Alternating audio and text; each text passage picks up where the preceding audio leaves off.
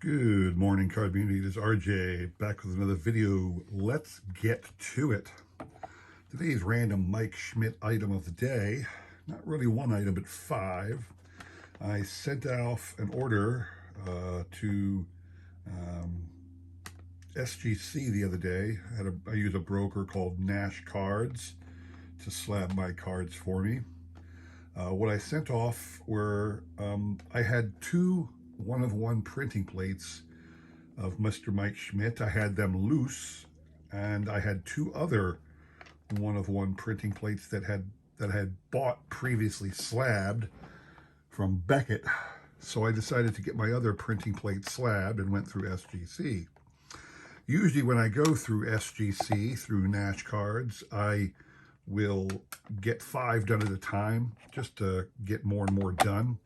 I didn't have any other cards particularly I wanted to get slabbed at the moment, so what I did was, knowing that I was going to see them at the Philly show the other week, I went to my Mike Schmidt collection and found three autographed cards that are black and white in appearance, and I thought they look pretty cool inside an SGC tuxedo. So let's take a look at what I got. The grades are irrelevant. It was just fun to get them slabbed. So here we go. This is 2021 Leaf Ultimate Sports, the USA 1 of Jack Nicklaus, Larry Holmes, Mike Schmidt, and Magic Johnson. Sports Almanac, the magenta printing plate. So you can see this would have been, in fact, you could probably get the card all the time if you wanted to. Swatches of clothing or jersey or whatever of those four individuals. Golf great Jack Nicklaus, boxing great Larry Holmes, Mike Schmidt baseball great, and Magic Johnson the basketball great. And the printing plate came back an 8. Again, not that I care.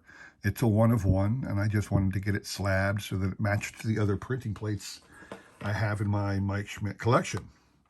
Along the same lines, a 2004 Topps Allen and Ginter, the number 150 Mike Schmidt mini framed yellow printing plate. So the printing plate is actually the thing in the middle. They still threw it in this interesting Allen and Ginter slabbed frame. It matches the frame they put around the cards, and they just put the printing plate in that frame, so it's pretty cool. So I got it slabbed. Came back at 9.5, which is pretty cool. But again, the grade's irrelevant on a one-of-one. It's just keeping it fancy, making it look pretty. So there you go. The others are three, like I said, three autographed cards I got. And we'll take a look at these. 2000 Upper Deck Legends, number 5, Mike Schmidt, Legendary Signatures. Again, I just think these look pretty good in a SGC tux. So I needed 3 other cards, found 3 black and white auto cards, and threw it in.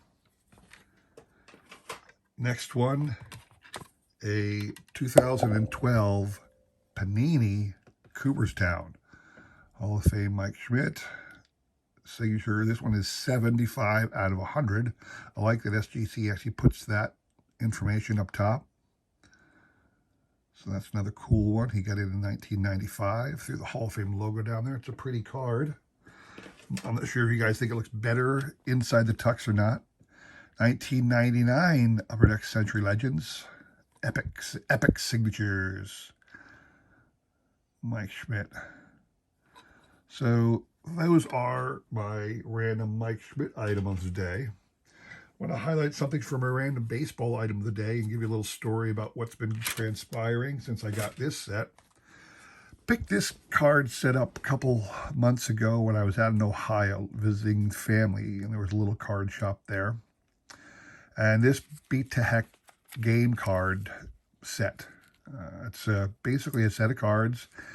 Each suit contains different information about the same player, and let me show you one's, well, let me try to do this. Let's go with the 7, for example. I'll take out all the 7s for just discussion purposes here, okay? So you'll see card number 7 is, we got Rogers Hornsby. Now, each card lists 4 pieces of information, but it puts one up top and the other 3 stacked at the bottom, and then each suit it switches it around. So you can see the bottom of this card is 1, the Triple Crown. That's the top of this card. You know, record for highest averages is here, top over there, and hit 424, and you know. So each card contains the same 4 bits of information for whatever player it is. And the text it starts with the spades, and the 4 lines of text actually, if you line it up like that, it forms an entire sentence about the person. Really interesting little thing. It's simply a deck of cards. But anyway, when I bought this set, it was incomplete. It did not contain all 52 cards. I was missing a couple. In fact, I don't know if I still have them, but the person had put some fake cards in there. Anyway, I was disappointed. It was a cool set, so I looked on the Bay and found out that I could get one for relatively inexpensive. Here's my good one. This one was actually unopened, but I opened it so I could look at the cards. And the reason I'm bringing it up is because, so this is a full set, and now I have this partial set. So what I did right away was put it up on the tradingcarddatabase.com. And what was interesting is it's been a pretty big popular thing for me. A lot of people have been starting asking about things, because what I didn't consider, and it might motivate me. Oh, here's the fake cards in there. You can see this guy put together a fake 8 of spades. Might have been some others, but anyway. So what I found out is that a lot of people are interested in if they're a player collector, they're interested in that card of their player. I just got rid of the Hank Aaron cards not too long ago. Some collector out there was looking for Hank Aaron cards and was anxious to get. He contacted me right away and said, "Oh yeah, you're the only one out there who has this." And then I just recently sent out the Roberto Clemente foursome, and it occurred to me that maybe this is something I should get another set of. Now, you might ask, why would you get another set? I'm a set collector, so having this one will never go anywhere. It'll be in my collection forever. But if I get another one, and it only costs about $5, I mean, you get this set for nothing on the Bay if you wanted to look it up. But having something I can use for trade that only costs me $5, and then I can trade those cards for something else, that's a $5 investment in my collection for cards that I need, that I don't even have right now, but will get in the future. And so I don't think it's a bad investment. So I'm thinking about simply buying another set and putting that one up on the Bay, or not the Bay, but on tradingcarddatabase.com, and letting people know I have those cards to trade. I'll wait a little while longer, see if anybody else chimes in and wants some. I think I still have all the Ty Cobbs and all the Ruths, all the Wagners and Gehrigs. So we'll see if anybody else still comes around looking for that. I just thought that was an interesting little tale to tell about card collecting and trading and all that. So, all right, today's trivia question. I'm going to break from last week's concept. It didn't go over well. Nobody said it was a bad idea, but I didn't get many guesses. I don't get a lot of guesses to begin with. My videos average. If I get 50, that was a good day.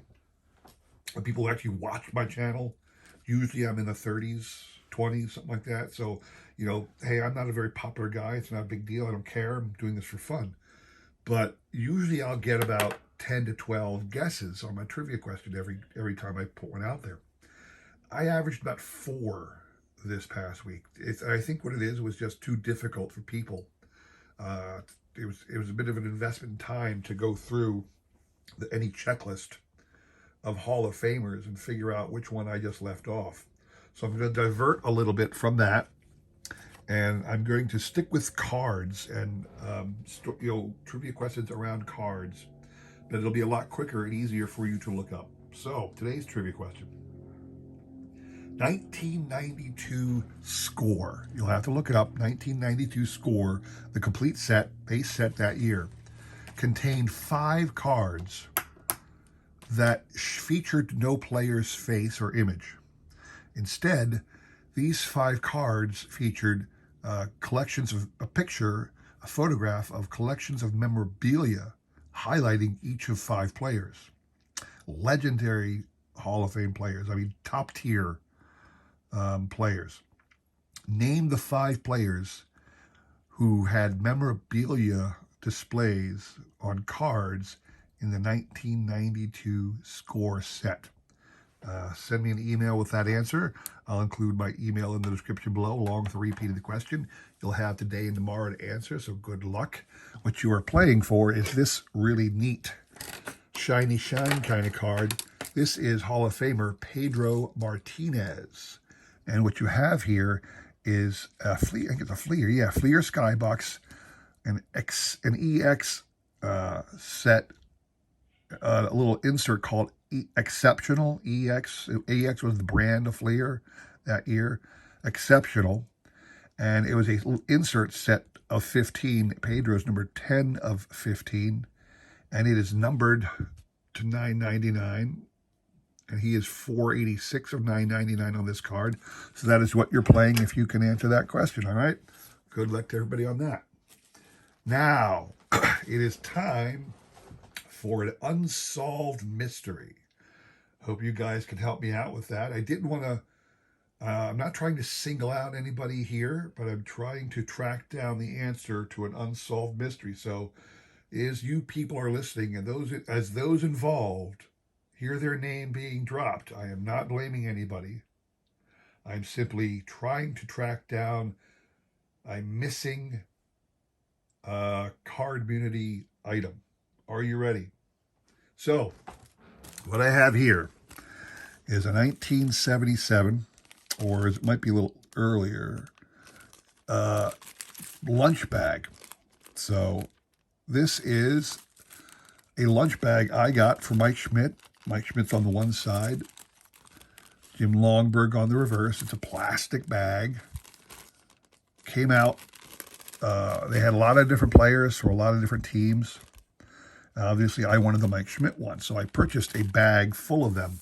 In fact, I picked up a bag that had like a package that had like 38 different Mike Schmidt bags in it. And I thought, wouldn't it be great to share this with the community? So on February 18th of 2022, so a little over a year ago now, I started a chain mail that I call the Lunchbag channel. I included a link to my video in the description below so you can see what this was all about. And I proceeded to send out a whole package of lunch bags and all kinds of goodies surrounding that, asking people to take one and send the rest on to another member of the card community. And I included a little checklist, or a little list where everybody could list their name, that this person got it, and this person got it, and this person got it. So you would know, as it went through the card community, who was kind enough to participate in sharing one lunch bag with other members of the card community and passing it on. So I started this, sending it to a member of the card community known as Walk and Balk. I hope all of you guys know his channel.